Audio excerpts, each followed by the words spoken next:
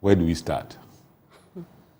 It's a problem that we all admit. The evidence is clear now. It is not rumors anymore. But I think that it is, as Clara said, our own evolution as a people from independence through our military governments up till now. It is the view we've had of politics and the results of political office. Unfortunately, it has been turned upside down. I will use my own example to show you that it is doable, and it has been done in other countries. When I was contesting as for presidency of the bar, a group of very senior lawyers came together and assessed the situation and knew that, you know how we do ours. No posters, no inducements, nothing. You have to actually move to the lawyers individually and speak to them. So they said that, look, we are going to go around the country. So you will need some money, even if you have money, to prosecute this political, let's say, political agenda. So they rather contributed to the campaign effort because they knew that once I get to a place, there will be hotel bills, etc., etc. And so for my campaign, I think there were about 10 very senior lawyers. Everybody gave something like 7,000 Ghana cedis. And I didn't feel anything. Now, when I became president, they were also not expecting anything because, well, there was nothing to share. Indeed, when we were digitizing the Ghana bar, two of the people who had, let's say, funded my campaign were interested. So I said, look, a committee has been set up to evaluate the bids. They put in their bids. They went. I think it was when they got about 5 ID companies, they were dropped. And that system was so transparent, they accepted that, yes, well, we didn't make it. And that was the end. You see, so I think that it is doable. One, I will blame the NCCE. If you look at their role under the Constitution, we've not been able to educate people to understand that political office is a trust office. So when somebody is in political office, he's actually your servant, as Mr. Kujeto keeps saying. You see, but it's the reverse, that when somebody becomes an MP, honorable, we start even worshipping the very ground that the person treads on. So you see how it is skewed. Instead of the person actually serving you, he now lords it over you.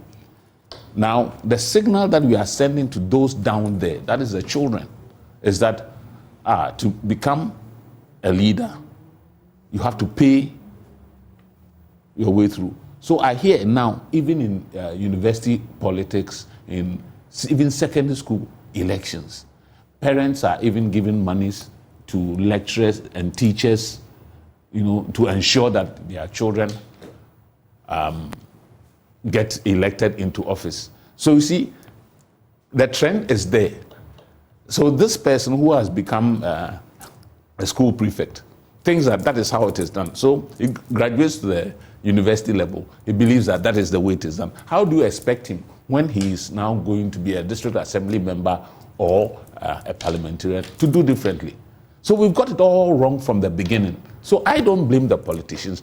I blame the people themselves. We say that the Constitution is a fundamental law of the land. What does Article 1 say? That the sovereignty of Ghana resides in the people. Now, who are politicians? They are the people. So we groom them, and we expect that all of a sudden, when they become political leaders, then they change. No. Look at the people who were speaking on the TV. Yeah. They saw absolutely nothing wrong. Why? Because they are not educated to understand. You find it queer. She finds it queer that how can somebody be saying these things?